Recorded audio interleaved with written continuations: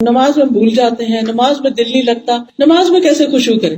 حضرت انس کہتے ہیں نبی صلی اللہ علیہ وسلم نے فرمایا اپنی نماز میں موت کو یاد کرو، کیونکہ جب انسان نماز میں موت یاد کرتا ہے تو ممکن ہے وہ اپنی نماز اچھی طرح پڑھنا شروع کر دے، اور اس آدمی کی طرح نماز پڑھو جو یہ سمجھتا ہے کہ یہ نماز اس کی آخری نماز ہے، اس کے بعد اس نے کوئی اور نماز نہیں پڑھنی۔ تو اس طریقے سے انسان کی نمازوں میں خشوع و خضوع آنے لگتا ہے۔ ایک آدمی نبی صلی اللہ علیہ وسلم کے پاس آیا، کہنے لگا اللہ کے رسول مجھے کچھ بتائیے اور مجھے کوئی مختصر سی نصیحت کر دیجیے۔ آپ نے فرمایا جب تم اپنی نماز کے لیے کھڑے ہو تو ایسی نماز پڑھو گے دنیا سے جا رہے ہو۔ پھر ایک اور مرحلہ ہے اور وہ ہے اندر کے خیالات اور سوچوں کا۔ بہت سے لوگ اس پر پریشان ہوتے ہیں۔ اگر آپ اس طریقے پہ عمل کریں گے، سجدے والی جگہ پہ دیکھنا ذرا شروع کریں، آپ دیکھیں گے خیالات کم ہو جائیں گے۔ بہرحال ہر شخص کا اپنا اپنا حساب ہو سکتا ہے، مجھے اس سے بہت فائدہ ہوا ہے، کیونکہ اللہ کے رسول صلی اللہ علیہ وسلم کی کوئی بات بھی حکمت سے خالی نہیں۔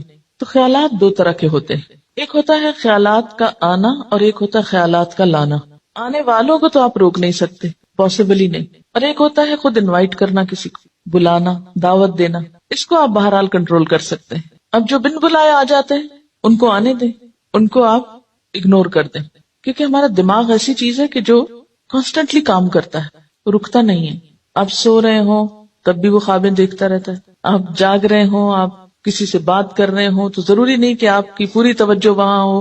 بہت دفعہ ایسا ہوتا ہے کہ بات کرتے ہوئے آپ کا دھیان وہاں بھی ہوتا ہے اور کہیں اور بھی ہوتا ہے۔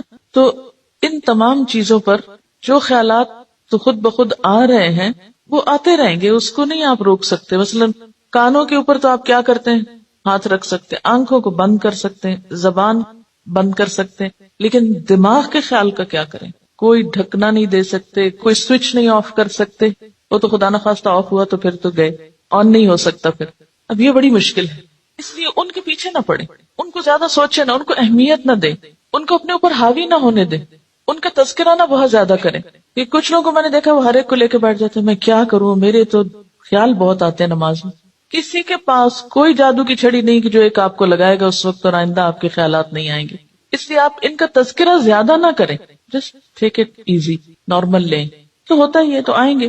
لیکن یہ نہ کریں کہ کوئی ایک خیال آ گیا ہے تو پھر اس کے آگے اور سوچیں، مثلاً اپنے کاموں کی پلاننگ وہاں کھڑے ہو کے شروع کر دیں، اور فرض نمازوں میں ایسا نہیں ہو سکتا، ایسا نہیں کیا جا سکتا۔ نفل میں اگر ہو جائے، جیسے حضرت عمر رضی اللہ تعالیٰ عنہ جو فوجوں کو ترتیب دینی ہوتی تھی تو نفل نماز شروع کر دیتے تھے، تو نوافل کی حد تک ٹھیک ہے لیکن فرض میں نہیں۔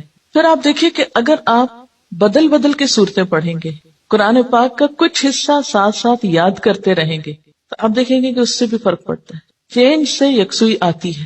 مثلاً ایک جگہ آپ کھڑے ہیں یا ایک جگہ آپ کام کر رہے ہیں تو بعض اوقات آپ کام نہیں کر پاتے اور بار بار آپ کو خیالات تنگ کرتے ہیں۔ اپنی پڑھائی کے دوران بھی آپ نے دیکھا ہوگا، آپ تھوڑی سی پوزیشن چینج کر لیتے ہیں، جگہ بدل لیتے ہیں، اٹھ کے جا کے پانی پی کے آ جاتے ہیں، یہ کچھ تو اس سے پھر فرق پڑ جاتا ہے۔